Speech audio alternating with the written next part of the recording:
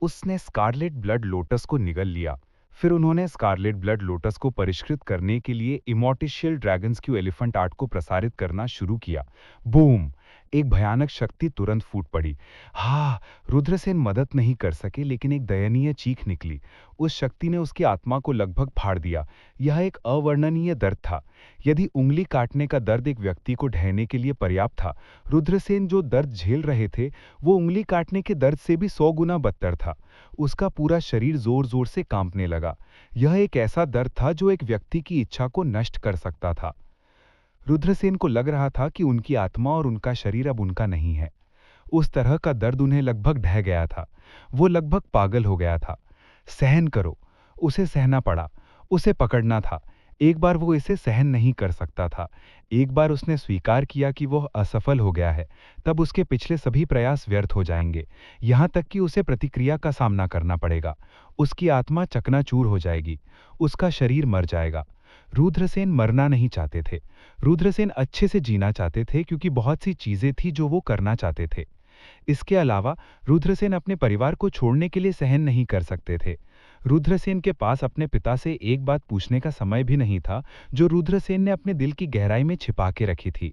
वो था कि जब वह छोटे थे तो उसने अपनी माँ को क्यों नहीं देखा।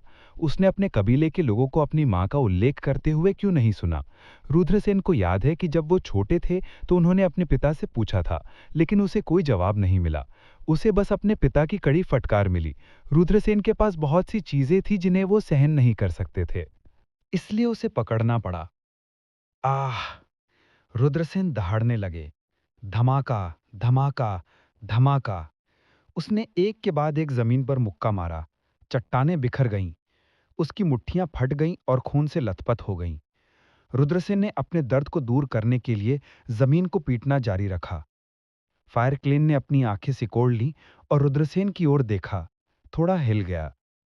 यदि आप एक ऐसी क्षमता प्राप्त करना चाहते हैं जो दूसरों के पास कभी नहीं होगी, तो आपको एक भयानक कीमत चुकानी होगी जिसके बारे में दूसरे कभी नहीं सोचेंगे। फायर क्लेन बुदबुदाया। धमाका, धमाका, धमाका। मुक्के के बाद मुक्का मारते हुए उसने जमीन तोड़ दी। रुद्रसेन को नहीं पता था कि उसने कितने घूंसे फेंके थे। उसे नहीं पता था कि कितना समय बीत चुका था। अंत में जो दर्द एक पतन को बनाने के लिए पर्याप्त था, वह धीरे धीरे गायब हो रहा था। रुद्रसेन ने आखिरकार अपनी साधना के सबसे दर्दनाक चरण को पार कर लिया था। उनकी अभिव्यक्ति धीरे धीरे शांत हो गई और रुद्रसेन के मन में उनकी दूसरी आदिमात्मा संघनित होने की प्रक्रिया में थी। अत्याचारी आत्मशक्ति की एक लहर उसके मन में अशांत लहरों की तरह उमड़ पड़ी। जिस आत्मशक्ति ने किसी का दिल दहला दिया, वो रुद्रसेन के केंद्र में बह गई। आसपास के दर्जनों मील के क्रूर जानवरों ने भयानक आत्मशक्ति को महसूस किया और जमीन पर घुटने टेक दिए। वे कांपने लगे, मानो उन्होंने अनोखा जानवर राजा देखा हो। भूम! अंत में रुद्रसेन की दूसरी आदिमात्मा उनके मन में सफलतापूर्वक संघनित हो गई। रुद्रसेन की आत्मशक्ति में बड़े अंतर से वृद्धि हुई थी। आत्मा तलवार। रुद्रसेन ने अपनी आत्मशक्ति का प्रसारित किया और उनकी दोनों आदिमात्माओं की आत्मशक्ति सभी सक्रिय हो गईं। उन्होंने गुप्त आत्मा तकनीक का प्रदर्शन किया जो उन्होंने विकसित की थी, और 3000 मीटर ऊंची एक पर्वत चोटी पर हमला किया। गड़गड़ाहट की आवाज आ रही थी। पहाड़ की चोटी एक जोरदार धमाके के साथ ढह गई। मेरी आत्मशक्ति मार्शल किंग राज्य में पहुंच गई है। रुद्रसेन खड़ा हो गया। उसके काले बाल हवा में नाच रहे थे। उसकी आंखें सितारों की तरह थीं, जैसे कि एक युवा युद्ध देवता पर्वत की चोटी पर खड़ा हो। उसका शरीर एक आभा को छोड़ रहा था जो सब कुछ निगल सकता था। स्टॉर्म टाउन स्टॉर्म प्लेन्स के मध्य क्षेत्र में स्थित था। यह लोगों से भरा हुआ था। यह वह स्थान था जहां स्टॉर्म प्लेन्स में प्रवेश करने वाले अनगिनत किसान रुके थे। रुद्रसेन स्टॉर्म टाउन पहुंचे। सड़कों पर हर तरह के हॉकिंग की आवाज सुनाई दे रही थी। उसके चारों ओर दुकानों और कई फेरी वालों की कतारें थीं। हर कोई आओ और देखो, नई खोजी गई प्राचीन कलाकृतियों पर एक नजर डालें। दूर से कोई चिल्लाया, जिससे भारी हंगामा हुआ। कोई वास्तव में प्राचीन कलाकृतियां बेच रहा था, इसलिए यह स्वाभाविक था कि यह सभी को चिंतित कर देगा। कई लोग दौड़ पड़े। रुद्रसेन भी गए और देखा कि स्टॉल जमीन पर लटका हुआ था। प्रदर्शन पर दर्जनों आइटम थे। उनमें से अधिकांश टूटे हुए जार, चीनी मिट्टी के बर्तन, कुछ जंग लगे हथियार और कुछ स्क्रॉल थे जो सड़ने वाले थे। धिक्कार है, तुम इन टूटी हुई चीजों को चींबर के बर्तन के रूप में रख सकते हो? रुद्रसेन ने अपना सिर हिलाते हुए कहा। कुछ लोगों ने अपने होंठ मोड़े और मूर्ख नहीं बने। उन्होंने जाने की योजना बनाई। हर कोई मत जाओ, इन 5 क्रॉल को देखो, वे सभी शक्तिशाली और रहस्यमय प्राचीन गुप्त तकनीकों को रिकॉर्ड करते हैं। फैट्सो चिल्लाया। वास्तव में? कोई हैरान था और रुक गया। बिल्कुल, फैट्सो ने सिर हिलाया। फिर कोई बैठ गया और किताबें खोली। फिर भी बहुत समय बीत चुका था। कई पृष्ठ पूरी तरह से सड़ गए थे और सामग्री गायब थी। कुछ जगहों पर लिखाई धुंधली थी और यह देखना असंभव था कि क्या लिखा गया था। यह किस तरह का टूटा हुआ स्क्रॉल है?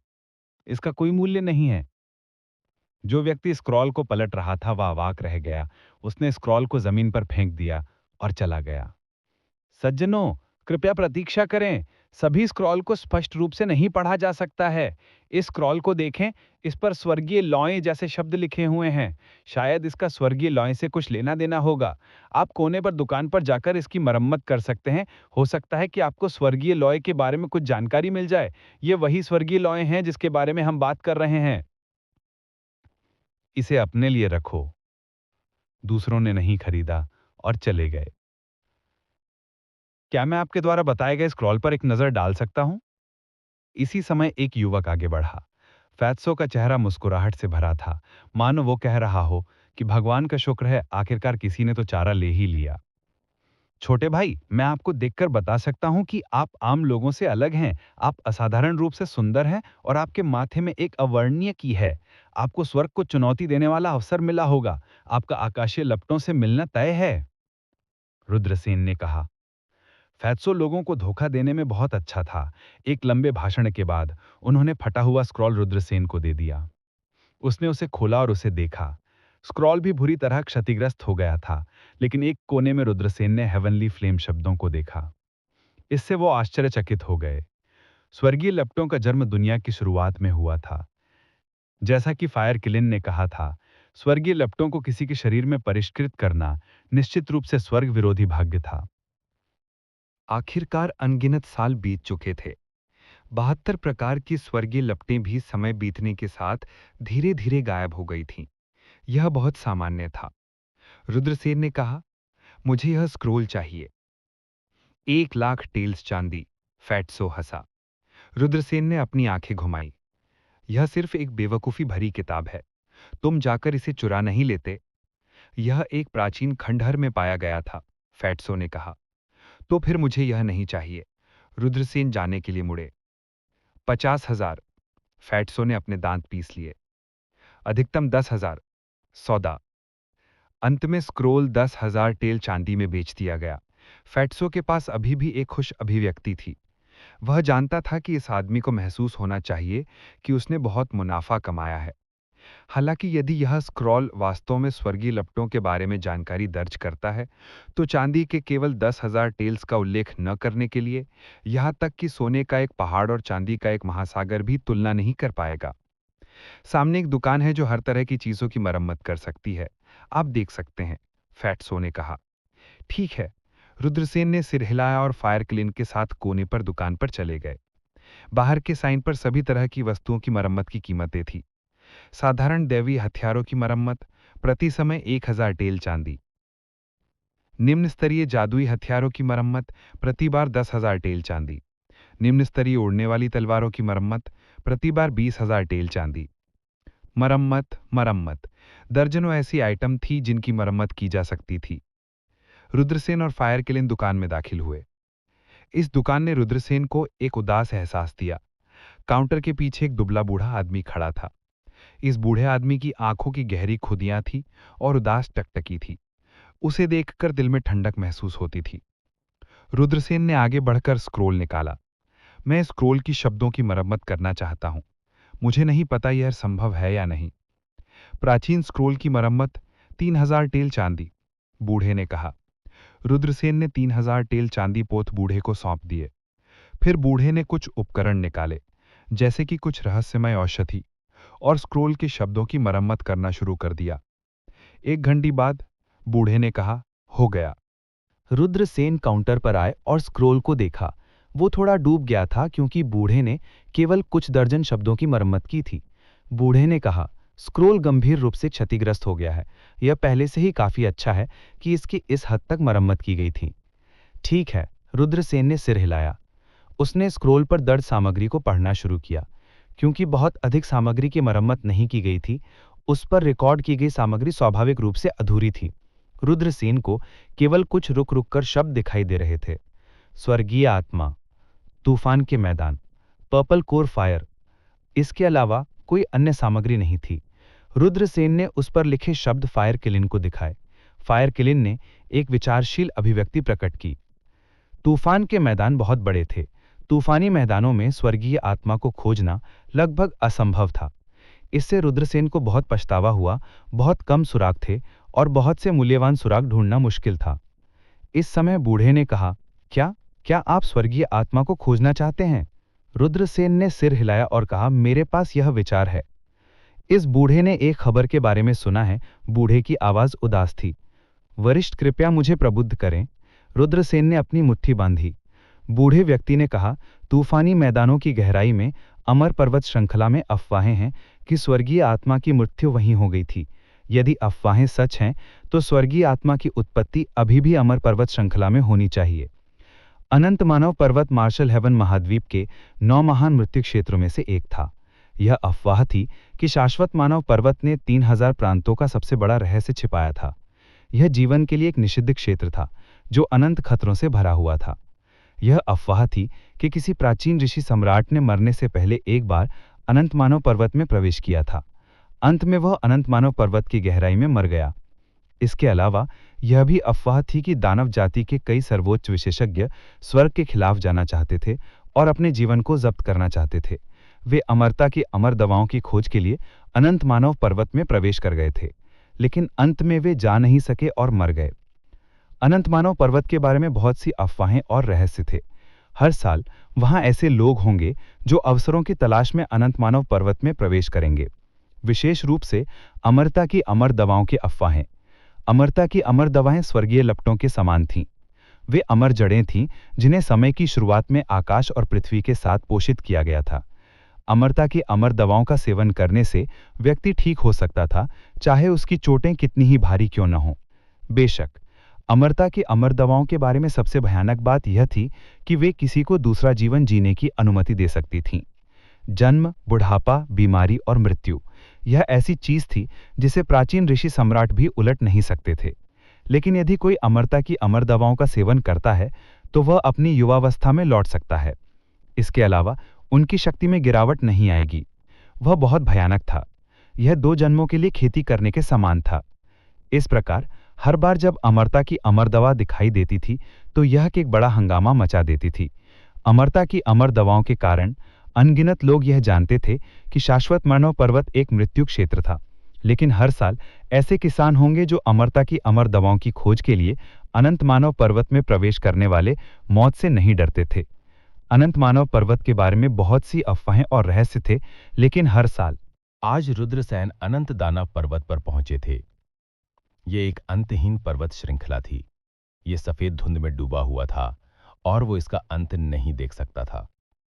वो अनंत दानव पर्वत के अंदर भी नहीं देख सकता था। अनंत दानव पर्वत से लगभग दर्जन मील की दूरी पर एक छोटा सा शहर था। इसे अनंत दानव पर्वत के पास बनाया गया था और इसे अनंत शहर कहा जाता था। लोग आए और चले गए और ये बहुत जीवंत था। हर साल कई लोग अनंत दानव पर्वत को अपना सम्मान देने के लिए आते थे। ऐसे भी कई लोग थे जो अनंत दानव पर्वत में प्रवेश करने का जोखिम उठाते थे। वो इस जगह से गुजरते थे और आराम करते थे।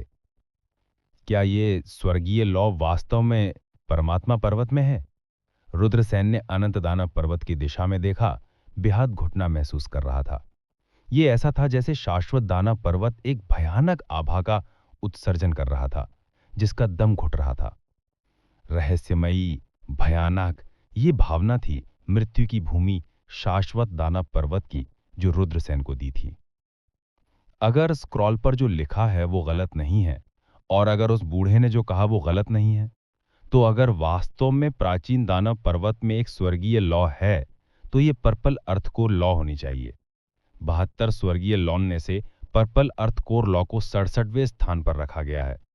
ऐसा कहा जाता है कि ये एक महान पृथ्वी लॉ है, और ऐसा कहा जाता है कि ये महान पृथ्वी के हृदय से पैदा हुई एक स्वर्गीय लॉ है, जो प्रारंभिक अराजकता की शुरुआत से पैदा हुई थी, जब स्वर्ग और पृथ्वी धीरे धीरे अलग हो रहे थे।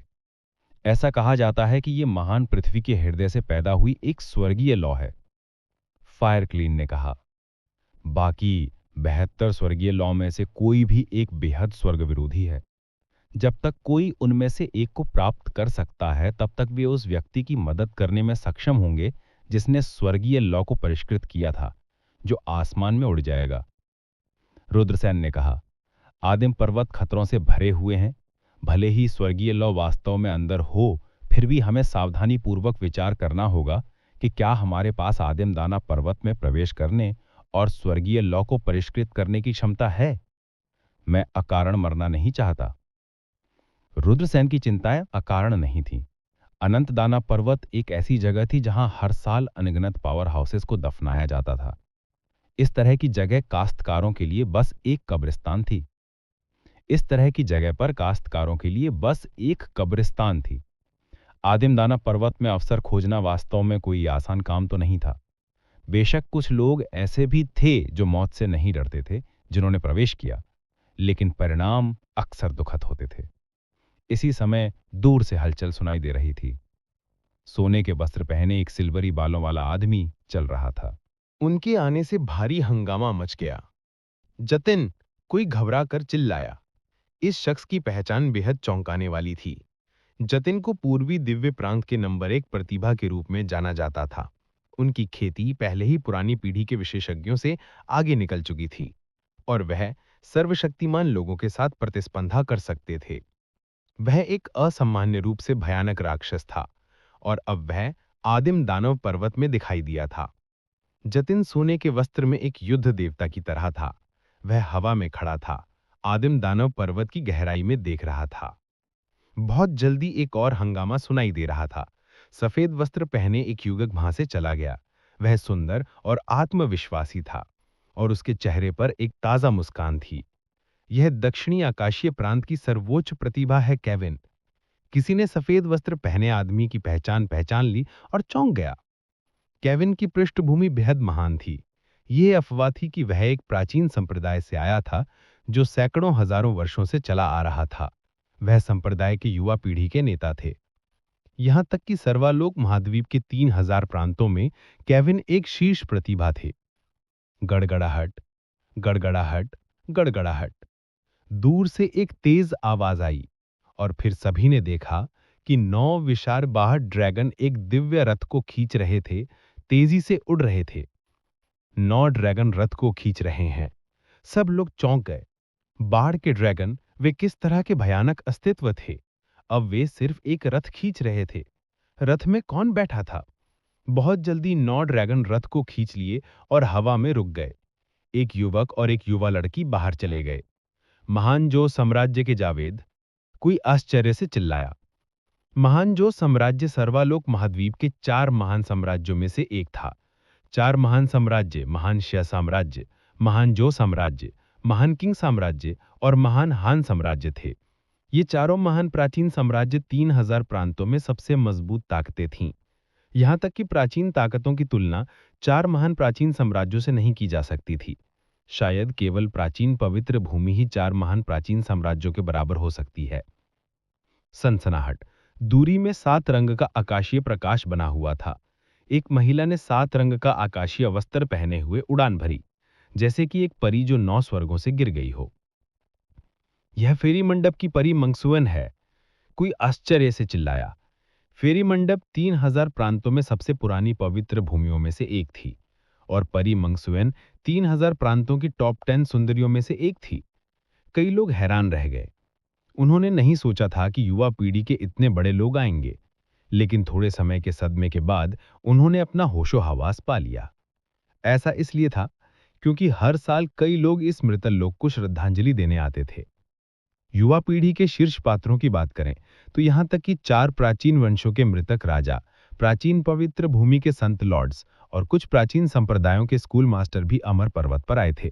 महान झू साम्राज्य के राजकुमार और राजकुमारी, मैं वास्तव में उन्हें मारना चाहता हूं। फायर किलिन ने जावेद और जावेरी को भयंकर निगाहों से देखा। रुद्रसेन ने संदेह से पूछा, क्या आपको उनसे कोई रंजिश है? फायर किलिन ने जमकर कहा, उस समय ग्रेट झू साम्राज्य का एक बूढ़ा था जिसने मुझ पर हमला किया था। मैं उस बूढ़े के ब्लेड से लगभग आधे में कट गया था। फायर किलिन मदद नहीं कर सकता था, लेकिन अपनी गर्दन सिकोड़ ली।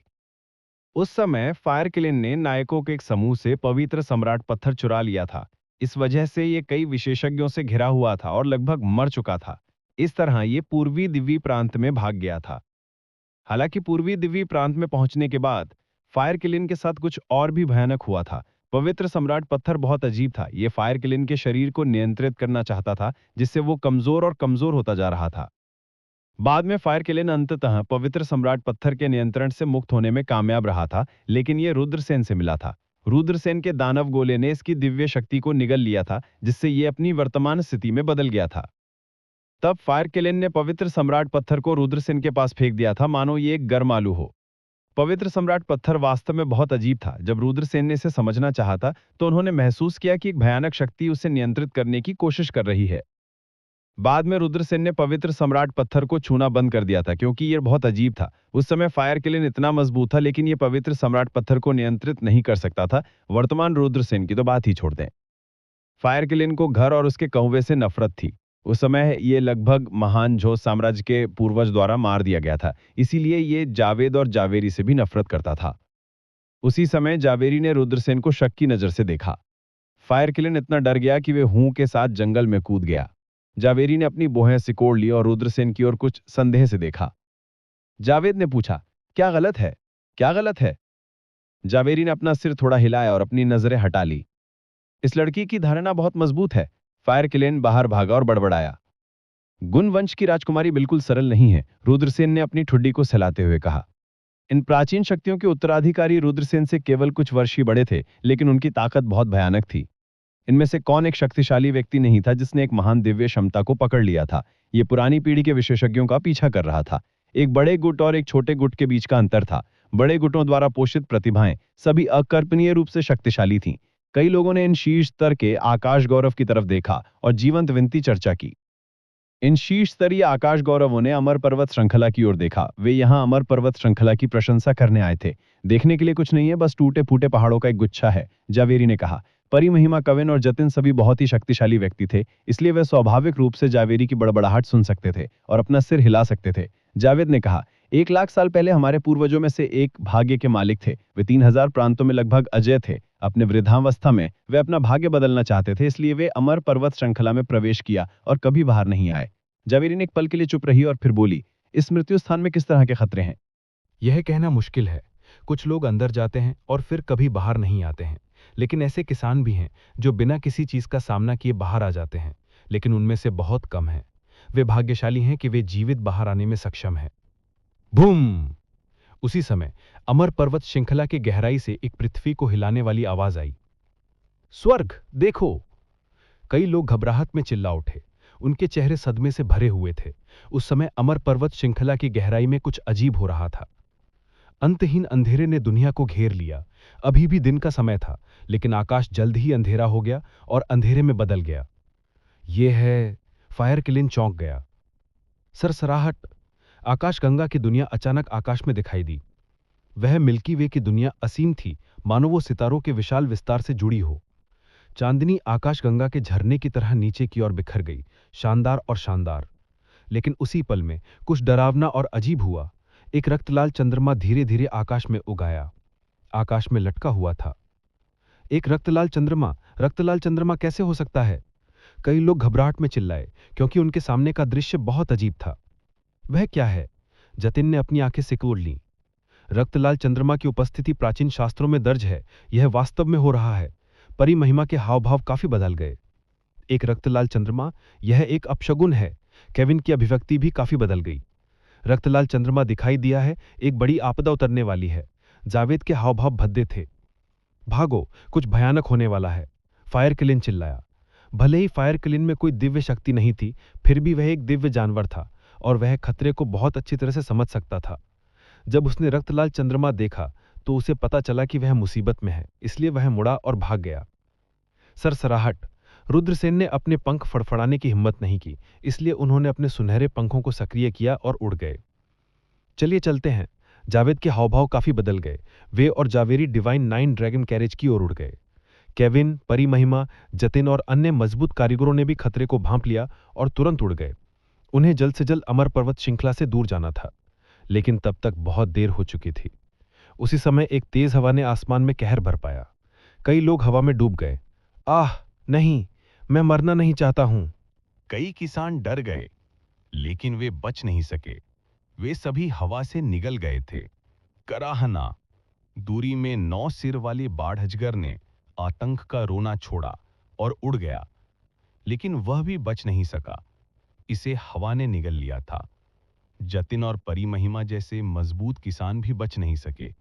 वे भी हवा से चूस गए थे। भागो भागो भागो। रुद्रसेन ने अपने सुनहरे पंख पागलों की तरह फड़फड़ाए और उड़ गए। वह बहुत तेज था, सुनहरी बिजली के बोल्ट की तरह।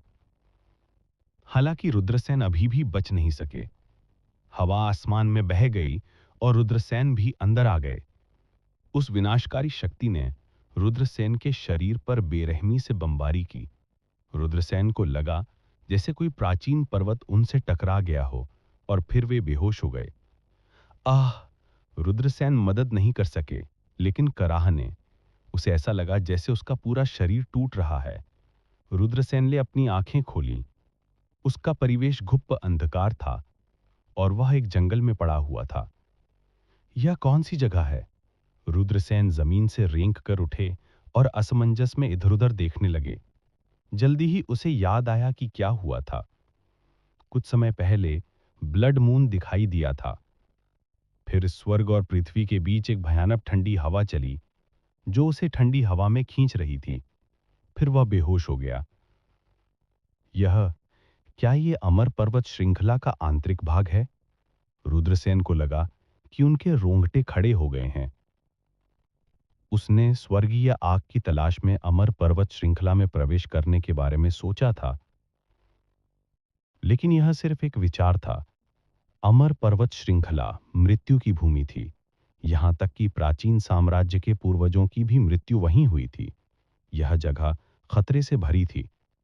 थोड़ी सी भी लापरवाही मौत का कारण बन सकती थी। अब वह उसे अंदर घसीटा गया था। वह नहीं जानता था कि यह आशीर्वाद था या अभिशाप। फायर किलिनम उसके साथ नहीं था। रुद्रसेन बीमारी से चिंतित थे। दूरी में ब्लड मून अभी भी आकाश में लटका हुआ था। एक राक्षसी लाल रक्त रोशनी उत्सर्जित कर रहा था। यह सब इस राक्षसी ब्लड मून के कारण लग रहा था। रुद्रसेन पहाड़ों की गहराई में थे।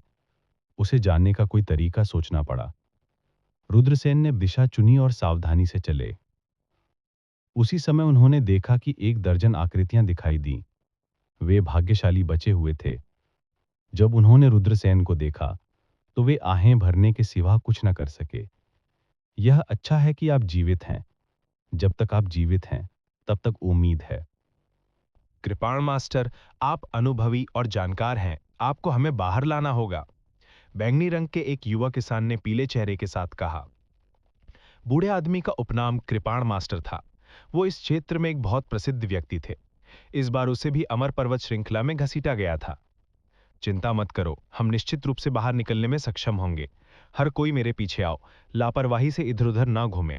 चलो चलते हैं, मास्टर दाओ ने कहा। हाँ, सभी ने सिर हिलाया और कृपाण मास्टर का अनुसरण किया। रुद्रसेन को अपने बगल में किसान से पता चला कि जब दाऊ ये छोटे थे तो वे अपने पूर्वजों के साथ अमर पर्वत श्रृंखला में गए थे, लेकिन उस समय उनके सभी पूर्वजों की मृत्यु अमर पर्वत श्रृंखला में हो गई थी। दाऊ ये एकमात्र व्यक्ति था जो जीवित बाहर आया था। कृपाण मास्टर 3 साल से बीमार था। वो धीरे धीरे ठीक हो गया था, लेकिन तब से उसने कभी भी अमर पर्वत श्रृंखला के बारे में कुछ भी उल्लेख नहीं किया था। अतीत में कुछ ऐसा हुआ होगा जिसके बारे में किसी को पता नहीं था। देखो, ये एक ब्लड स्पिरिट ग्रास है। ये 10 पत्ते हैं। अचानक काश्तकारों में से एक ने कहा।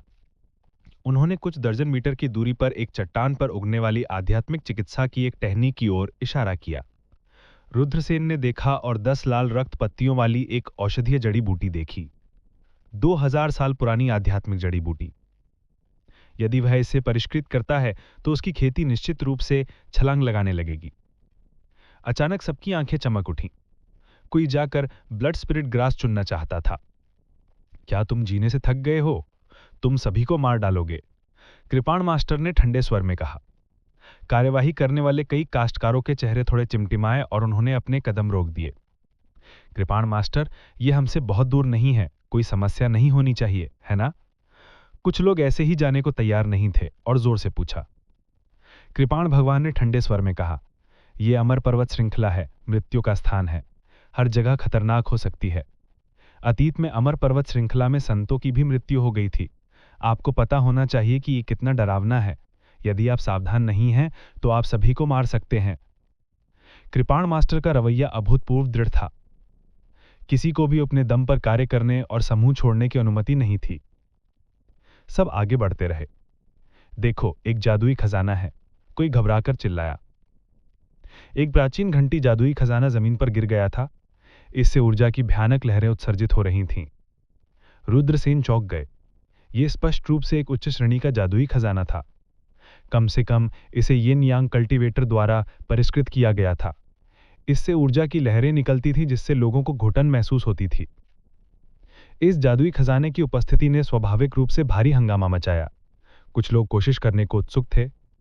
कृपाण मास्टर ने ठंडे स्वर में कहा, इसे मत छुओ, ये चीजें हमारी नहीं है। कृपाण मास्टर, ये हमसे बहुत दूर नहीं है। वे हमारे क्यों नहीं है?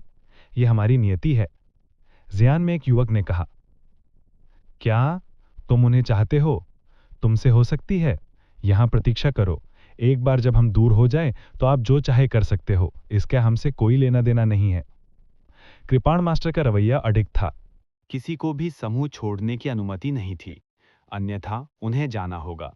हर कोई अभी भी कृपाण मास्टर के साथ जाने की उम्मीद कर रहा था। भले ही वे अनिच्छुक थे, फिर भी वे इस समय कृपाण मास्टर की अवज्ञा नहीं करना चाहते थे। हालांकि रास्ते में उन्होंने सभी प्रकार के जादुई खजाने और सभी प्रकार की जादुई दवाएं देखी। कृपाण मास्टर ने उन्हें समूह छोड़ने की अनुमति नहीं दी, इसलिए वे उनसे चूक गए। वे सभी मृत लोगों के सामान हैं। आप कल्पना कर सकते हैं कि वे किस तरह के मजबूत किसान थे, लेकिन फिर भी वे यहीं मर गए। वे बहुत पहले धूल में बदल गए थे।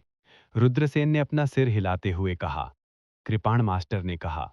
हर कोई कांप गया और कुछ और कहने की हिम्मत नहीं हुई। काफी देर तक चलने के बाद सभी को थकान महसूस हुई और वे जहां थे वहीं आराम करने लगे। उस समय रुद्रसेन को हवा में एक हल्की खुशबू की गंध आई। एक पल में उसने महसूस किया कि उसकी थकान गायब हो गई है। वह तुरंत ऊर्जा से भर गया। हे भगवान, क्या हो रहा है?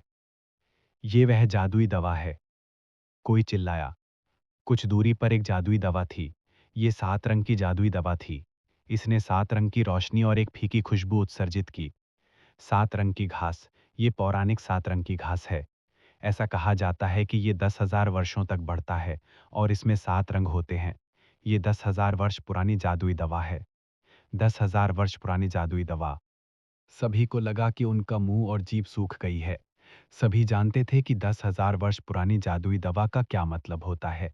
कहा जाता था कि 10,000 वर्ष पुरानी जादुई दवा मृतकों को वापस ला सकती है। अर्थ सरल था। जब तक आपके पास अभी भी एक सांस बची थी, चाहे आपकी चोटें कितनी भी गंभीर क्यों ना हो, आप 10,000 वर्ष पुरानी जादुई दवा खाने के बाद बहुत जल्दी ठीक हो सकते हैं। 10,000 वर्ष पुरानी जादुई दवा एक अमर दवा की तरह नहीं थी जो एक व्यक्ति को दूसरा जीवन जीने की अनुमति दे सकती थी, लेकिन इसके उपचार प्रभाव एक अमर दवा से ज्यादा बदतर नहीं थे। ये एक सर्वोच्च जादुई दवा थी जो एक महत्वपूर्ण मोड़ पर एक व्यक्ति की जान बचा सकती थी। और अब 1 दर्जन मीटर दूर एक 10,000 वर्ष पुरानी जादुई दवा सबके सामने आ गई। कोई चला गया। युवक अब और इंतजार नहीं कर सकता था और जादुई दवा की ओर चल पड़ा। बैंगनी रंग का युवक चिल्लाया, फरीद, क्या तुम मरना चाहते हो? फरीद ने उपहास किया, जीजियो, तुम बहुत कायर हो, तुम्हें कुछ नहीं होगा। बस मुझे 10,000 वर्ष पुरानी जादुई दवा लेने के लिए देखो। यहाँ वापस आओ। कृपाण मास्टर की अभिव्यक्ति बहुत बदल गई। फरीद ने ठंडे स्वर में कहा, कृपाण मास्टर, आप वास्तव में बूढ़े हो गए हैं। आपके पास वो भावना नहीं है जो आपके पास कम थी जब आप जवान थे। चिंता मत करो, जब मैं इस जादुई दवा को चुनूंगा और इसे उन प्राचीन शक्तियों को बेचूंगा, तो आपके पास लाभ के हिस्से की कमी नहीं होगी। फरीद वापस आने की योजना नहीं बना रहा था। कृपाण मास्टर की अभिव्यक्ति उदास हो गई। फरीद जादुई दवा के सामने चला गया और उसे पकड़ने के लिए आगे बढ़ा। रुद्रसेन और अन्य लोग घबरा कर देखते रहे, लेकिन फरीद को कोई खतरा नहीं लग रहा था। जैसे ही फरीद 10,000 साल पुरानी दाजुई दवा लेने वाला था, कुछ भयानक हुआ।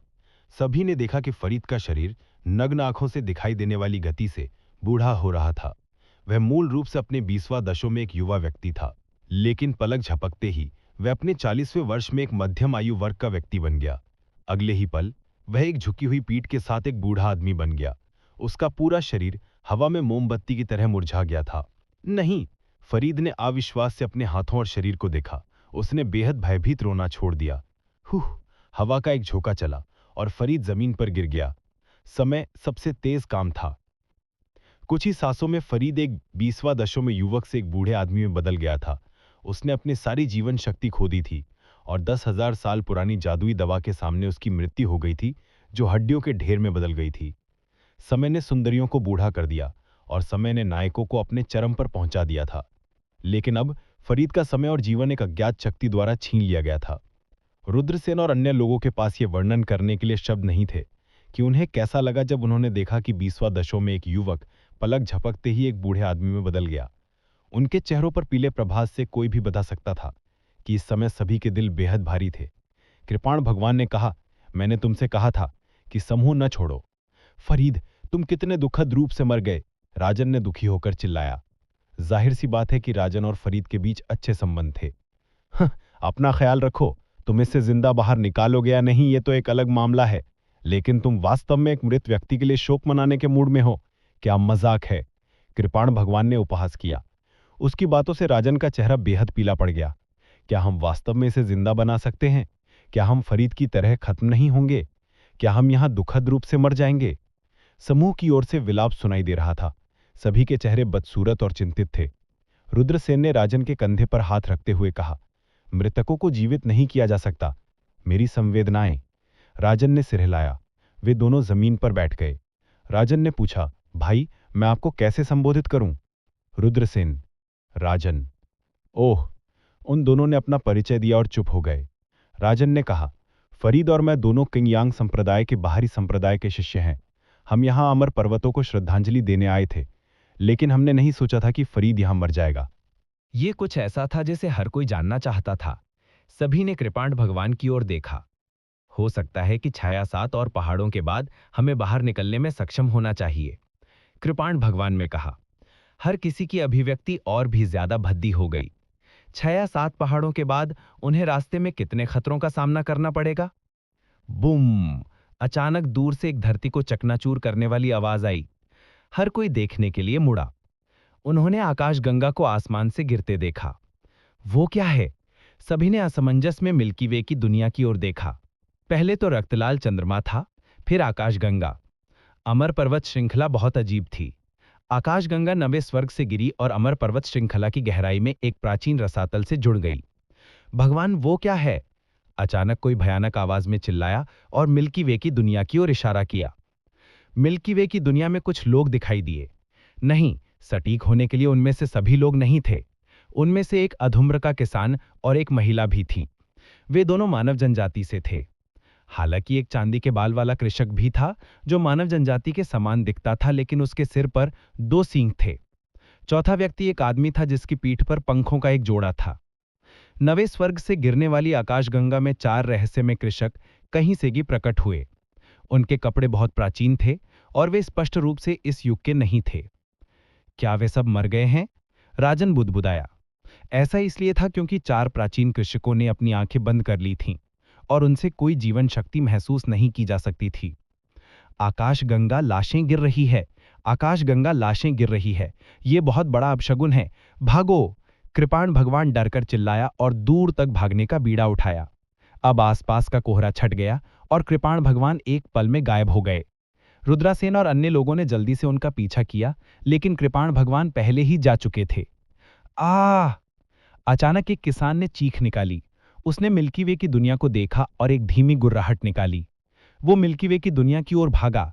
जैसे ही वो दौड़ा, उसका शरीर जल्द ही सूख गया और जल्द ही एक सूखी लाश बन गया। वो जमीन पर गिर गया और उसकी मौत हो गई।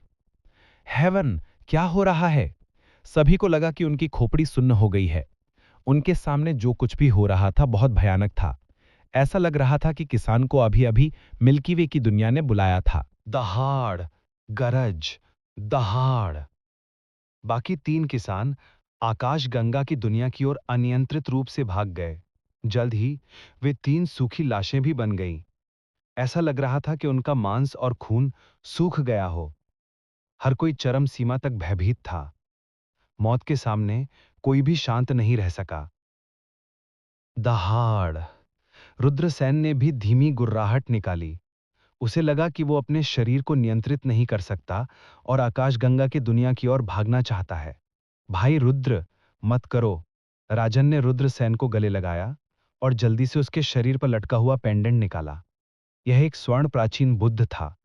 गू जियाओ ने अपनी उंगली काटी और उस पर अपना खून टपकाया। नमो अमिताभ, स्वर्ण बुद्ध ने अचानक कहा। स्वर्ण बुद्ध की रोशनी ने आकाश को रोशन कर दिया। रुद्रसेन का मन एक काले क्यूई से बाहर निकला और शून्य में विलीन हो गया। वो अपने होश में वापस आया और ठंडे पसीने से तरबतर हो गया। यह वास्तव में बहुत खतरनाक था। अगर वो वास्तव में आकाशगंगा की दुनिया की ओर भागा होता, तो वह दूसरों की तरह एक सूखी लाश बन सकता था। दहाड़। 2 और कृषक अब अपने शरीर को नियंत्रित नहीं कर सकते थे।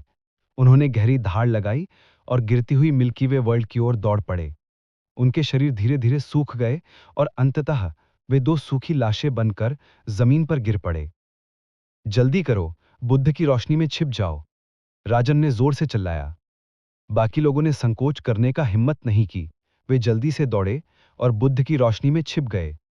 बुद्ध के प्रकाश ने सबकी रक्षा की। पहले दूसरों की तरह कोई भी मिल्की वे वर्ल्ड की ओर नहीं दौड़ा। भाई राजन, बहुत बहुत धन्यवाद, रुद्रसेन ने कृतज्ञतापूर्वक कहा। आपका स्वागत है, राजन ने कहा। राजन का स्वर्ण बुद्ध ने सबकी रक्षा की थी, लेकिन यह केवल अस्थायी था। अमर पर्वत श्रृंखला खतरों से भरी हुई थी। हर कोई अभी भी चिंतित था कि अन्य खतरे आएंगे। राजन का चेहरा स्वाभाविक रूप से चिंता से भरा हुआ था। क्या हम में से केवल 10 बचे हैं? रुद्रसेन ने बुदबुदाया। बाकी मर चुके हैं, एक अधेड़ उम्र के किसान ने धीमी आवाज में कहा।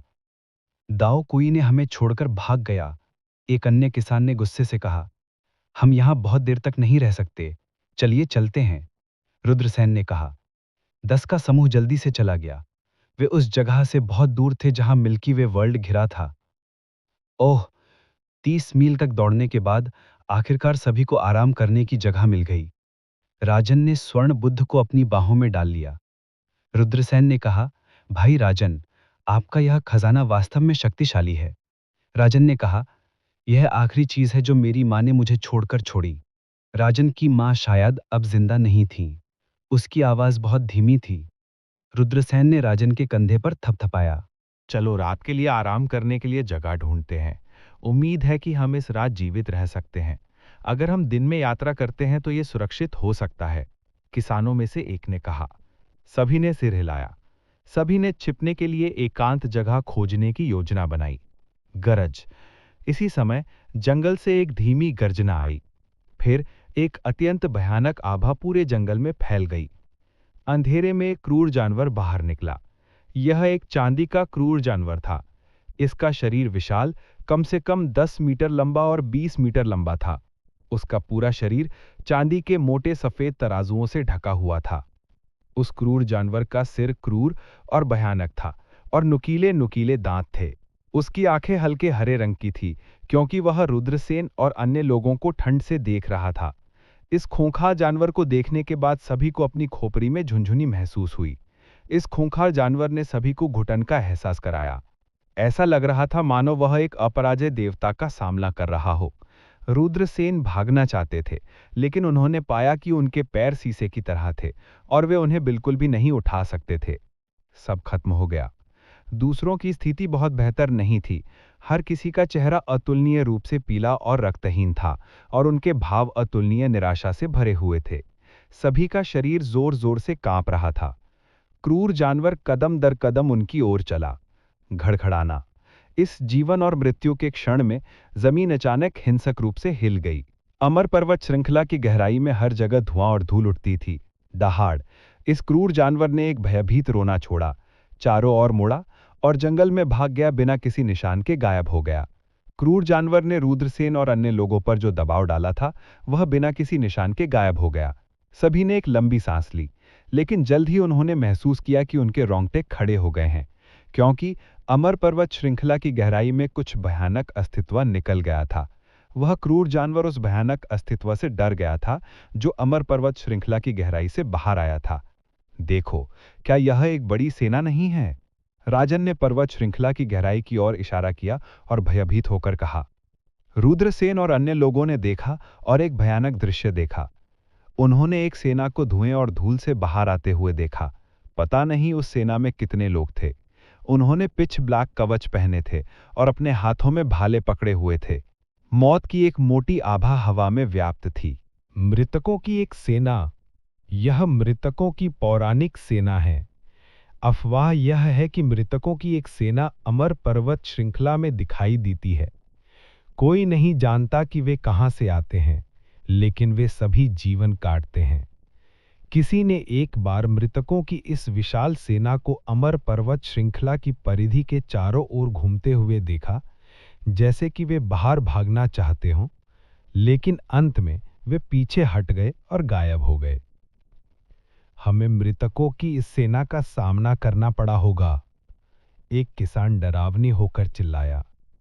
जहां भी मृतकों की सेना गुजरती थी, सभी जीवित चीजें मर जाएंगी।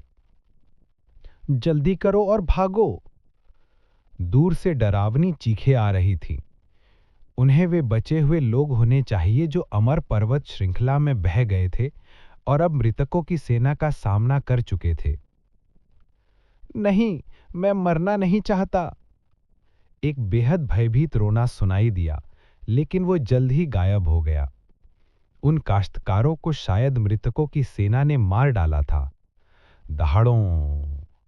उसके बाद एक जानवर की धरती को चकनाचूर करने वाली दहाड़ सुनाई दी, जिससे पहाड़ हिल गए। यह एक क्रूर जानवर था, जिसकी ताकत अकल्पनीय रूप से भयानक थी, लेकिन जल्द ही जानवर की आभा गायब हो गई। मर चुके हैं, वे सब मर चुके हैं। इतना शक्तिशाली जानवर भी मर चुका है। मृतकों की सेना बाहर आ रही है। हम सब मर चुके हैं। एक कृषक निराशा में चिल्लाया। उसका पूरा शरीर कांप रहा था। मौत का साया हर किसी के दिल पर मंडरा रहा था। छिप जाओ, वहां पर एक गुफा है। जल्दी करो, चलो छिप जाओ। रुद्रसेन ने कुछ दर्जन मीटर की दूरी पर इशारा किया। उसने गुफा देखी। सभी घबराहट में गुफा की ओर भागे। रुद्रसेन ने एक विशाल पत्थर को हिलाकर गुफा के प्रवेश द्वार को अवरुद्ध कर दिया। घड़घड़ान। जमीन जोर से हिल गई। मृतकों की सेना गुफा की गहराई से बाहर निकल रही थी। अपनी सांस रोको और मृतकों की सेना के गुजरने की प्रतीक्षा करो। कोई शोर मत करो, रुद्रसेन ने धीमी आवाज में कहा। सभी ने सिर हिलाया और जल्दी से अपनी सांसें रोक ली। फिर वे गुफा की दीवारों से झुके रहे, हिलने की हिम्मत नहीं कर रहे थे। घड़घड़ान, घड़घड़ान। जमीन जोर से हिल गई। रुद्रसेन गुफा के प्रवेश द्वार पर थे। गुफा और विशाल चट्टान के बीच की खाई के माध्यम से उसने मृतकों की विशाल सेना को दूर तक भागते हुए देखा। किंगयांग संप्रदाय पूर्वी प्रांत की शीर्ष शक्तियों में से एक था। ये एक प्राचीन शक्ति थी जो पूर्वी प्रांत के 10 महान प्राचीन शहरों का मुकाबला कर सकती थी। किंगयांग संप्रदाय के बाहरी संप्रदाय के शिष्य बनने के लिए राजन और फरीद को बेहद मजबूत होना पड़ा। बेशक अमर पर्वत एक भयानक जगह थी जो प्राचीन राजवंशों के पूर्वजों को दफन कर सकती थी। इस जगह पर कोई भी मर सकता है। रुद्रसेन ने कहा, मुझे उम्मीद है कि हम इसे जीवित निकाल सकते हैं। 4 घंटे आराम करने के बाद कृपाण भगवान ने कहा, यह जाने का समय है। सभी लोग उठे और कृपाण भगवान के पीछे चलते रहे। अचानक समूह के पीछे एक किसान ने एक दयनीय रोना छोड़ा। वो जमीन पर गिर गया और जोर से हिलने लगा। क्या हुआ? उसके साथ क्या गलत है? सभी के हाव भाव काफी बदल गए। अचानक छोटे जीव मिट्टी से रेंगकर बाहर निकले। उनमें कितने थे ये बताया नहीं जा सकता था, लेकिन उन्होंने गिरे हुए किसान के शरीर को ढक लिया। कुछ ही समय में किसान का केवल एक कंकाल ही शेष रह गया। आ फिर एक दूसरा किसान जमीन पर गिर गया। मुझे बचाओ, मुझे बचाओ, वो डरी हुई आवाज में चिल्लाया और मदद के लिए सबके पास पहुंचा। चलिए चलते हैं, कृपाण भगवान ने गंभीर आवाज में कहा, और वह तेजी से आगे बढ़ा। कोई भी रुकने की हिम्मत नहीं कर सका, न ही मदद करने की हिम्मत की। अभी का दृश्य बहुत भयानक था। एक जीवित कृषक एक क्षण में कंकाल में बदल गया। वह नहीं जानता था कि वे रक्तलाल जीव क्या थे। हर कोई जल्दी से आगे बढ़ा और रक्तलाल जीवों ने दूसरे किसान के शरीर को ढक लिया। जल्द ही दूसरे किसान के पास केवल हड्डियों का ढेर ही रह गया और रक्तलाल जीव जमीन में ड्रिल हो गए और बिना किसी निशान के गायब हो गए। यह बहुत डरावना है, यह वास्तव में बहुत डरावना है। यह पृथ्वी पर नरक की तरह है। सभी को लगा कि उनका खून ठंडा हो रहा है। अमर पर्वत श्रृंखला खतरों से भरी थी। वे यहाँ किसी भी समय अपनी जान गंवा सकते थे। धिक्कार है, अगर मैं जीवित वापस आ सकूं तो मैं भविष्य में इतनी खतरनाक जगह पर नहीं आऊंगा, किसी ने भयंकर रूप से कहा। कृपाण भगवान ने उपहास किया और कहा, यदि आपके पास ऊर्जा है तो आप कम क्यों नहीं बोलते और अधिक ऊर्जा का संरक्षण करते हैं। अधिक ऊर्जा के साथ आपके पास दूसरों की तुलना में जीवित बाहर निकलने की बेहतर संभावना हो सकती है। कोहरा घना और घना हो गया और आकाश में रक्तलाल चांद और भी अधिक मनुष्यरत हो गया। जंगल में ठंडी हवा चली और रुद्रसेन और अन्य लोग कांपने के बजाय कुछ नहीं कर सके। ये एक ठंडी हवा थी जिसका विरोध करना मुश्किल था। ये इतनी ठंडी थी कि लोगों की हड्डियों में घुस गई। कृपाण भगवान, हमें बाहर निकलने में कितना समय लगेगा? एक किसान ने कांपती आवाज में पूछा। क्या हम अब सुरक्षित हैं? राजन ने पूछा। ऐसा लगता है कि वे चले गए हैं। मुझे नहीं पता कि मृतकों की सेना तलाशी शुरू करेगी या नहीं, रुद्रसेन ने कहा। चलो बाहर नहीं चलते हैं, आइए यहां छिप जाएं और आशा करें कि हम इस आपदा से बच सकते हैं, एक किसान ने कहा। हर कोई इस बात से सहमत था कि यह बाहर बहुत खतरनाक था। रुद्रसेन ने सिर हिलाया और कहा, हर कोई थक गया है, दीवार के खिलाफ झुक जाओ और आराम करो। सभी आराम करने लगे। धमाका। हालांकि 4 घंटे बाद एक तेज आवाज सुनाई दी और गुफा के प्रवेश द्वार को अवरुद्ध करने वाली चट्टान चकनाचूर हो गई। अगले ही पल काले कवच पहने और खून की कृपाण पकड़े हुए एक मरे मरे हुए अंदर आए। ये एक मरे हुए सैनिक हैं। रुद्रसेन ने सबसे पहले अपने होश में आ गए और जोर से चिल्लाए। बाकी लोगों को भी जगाया गया। मरे हुए सैनिक को अंदर भागते देखकर उन सभी के पास एक अतुलनीय रूप से भयभीत अभिव्यक्ति थी। मरे हुए सैनिक ने पहने हुए काले कवच पहले से ही फट चुके थे। इसके शरीर के कुछ हिस्से भी उजागर हो गए थे, जिनसे दुर्गंध आ रही थी। लेकिन फिर भी यह मरा हुआ सैनिक बहुत भयानक था। इससे जो आभा निकल रही थी वो दम घोटने की थी। मरे हुए सैनिक ने अपना खून का ब्लेड लहराया और एक कल्टीवेटर की ओर बढ़ गया। मेरा जीवन खत्म हो गया है। उस किसान ने एक भयभीत रोना छोड़ दिया। उसका पूरा शरीर कांप रहा था। झंझनाहट। महत्वपूर्ण क्षण में रुद्रसेन ने अपना कदम उठाया। उसने ब्लैक ड्रैगन तलवार लहराई और मरे हुए सैनिक के हाथ में खून के ब्लेड से जोर से टकराया। मरे हुए सैनिक की ताकत बहुत भयानक थी। इसने वास्तव में रुद्रसेन को उड़ान भरने के लिए भेज दिया। एक जोरदार धमाके के साथ रुद्रसेन का शरीर चट्टान की दीवार से जोर से टकराया। उसके शरीर में तीव्र दर्द की लहर दौड़ गई। जल्दी करो और भागो। 2 किसान डर के मारे चिल्लाए और बाहर भाग गए। नहीं, बाहर मत जाओ, रुद्रसेन दहाड़ने लगे। लेकिन दोनों काश्तकारों को रोकना पहले से ही असंभव था। दोनों काश्तकार भी नहीं बच पाए। मरे हुए सैनिक बस एक भयानक मृत्यु देवता थे जिन्होंने जीवन काटा था। उसने अपने हाथ में खून का ब्लेड लहराया। Puff puff. दोनों काश्तकारों के सिर सीधे काट दिए गए थे। बिना सिर वाली लाशें आसमान में उड़ गईं। दोनों काश्तकारों की मौके पर ही दुखद मौत हो गई। स्वर्ग। सभी को लगा कि उनकी खोपड़ी सुन्न हो गई है। मरे हुए सैनिक बहुत शक्तिशाली थे। हालांकि ये केवल एक मरा हुआ सैनिक था, फिर भी इसने सभी को निराशा महसूस कराई। अगर आपको ये कहानी पसंद आई हो तो लाइक, शेयर और सब्सक्राइब जरूर करें मेरे channel Mukul the story teller को। और नीचे कमेंट करके बताइए कि आपको अगली कहानी किस विषय पर चाहिए। मिलते हैं अगली कहानी में। धन्यवाद।